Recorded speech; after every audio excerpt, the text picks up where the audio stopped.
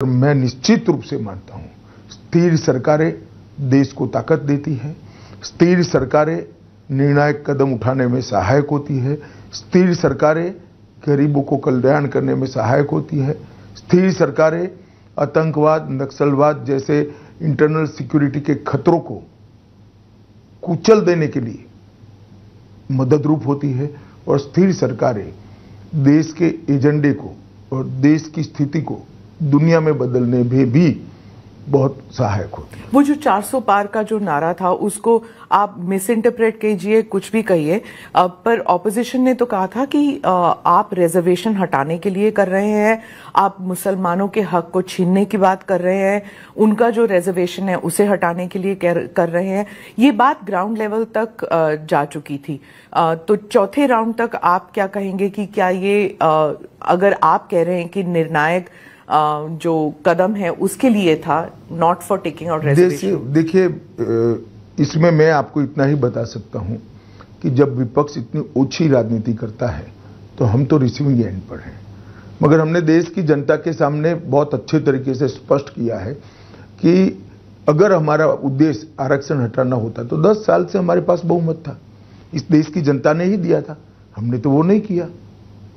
और जहां तक मुसलमानों के आरक्षण का सवाल है, मैं आज भी फर्म हूं कि धर्म के आधार पर इस देश में आरक्षण नहीं होना चाहिए।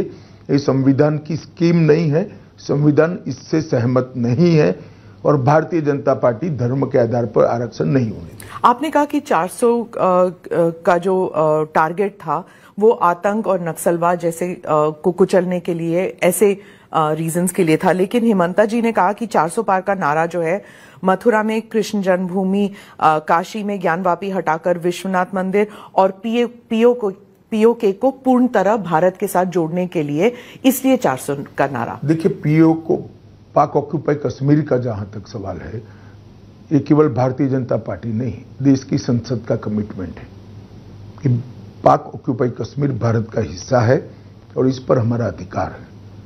इसको कोई झुठला नहीं सकता।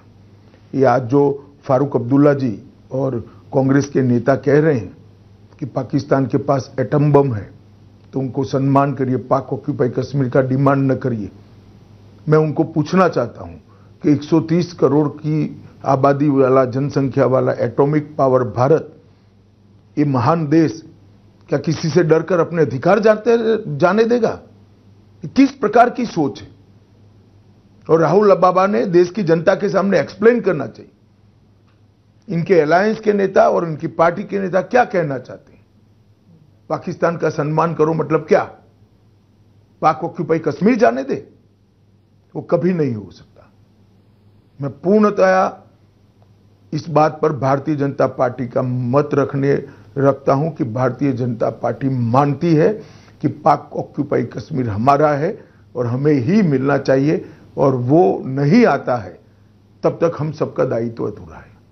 पर कोई प्रोएक्टिव कदम आज तक लिया नहीं है सरकार ने। आपके इंटरव्यू में बताकर प्रोएक्टिव कदम नहीं उठाए जाते, उचित समय पर देश की और दुनिया की स्थिति देखकर, मगर ये हमने हमारा एक लक्ष्य तय किया है। पर वहां पर पहली बार वहां पर आजादी के नारे लग रहे हैं, वहां पर भारी तादाद में पाकिस्तान फौज भेज रही है वहां पे जो अपराइजिंग है उसे कुचलने के लिए, और भारत की तरफ से कोई, मतलब चाहे सरकार हो या फिर कश्मीरी लीडर्स हैं, वो कुछ नहीं कहते। जब भारत में ऐसे पथराव होते थे, प्रोटेस्ट होते थे, वहां के राजनेता हमेशा कहते थे हम वी आर विद यू, हमारी नैतिक जिम्मेदारी है आपको सपोर्ट करना। देखिए, वहां के डिस्प्यूट्स के आधार पर पाक ऑक्यूपाई कश्मीर का हमारा अधिकार हम जताना नहीं चाहते।